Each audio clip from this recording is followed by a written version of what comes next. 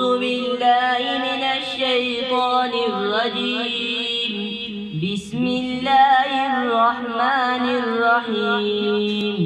والشمس وضحاها والقمر إذا تلاها والنهار إذا جلاها والليل إذا يغشاها والسماء وما بناها والأرض وما طحاها ونفس وما سواها فألهمها فجورها وتقواها كذبت ثمود بطغواها إذ انبعث أشقاها فقال لهم رسول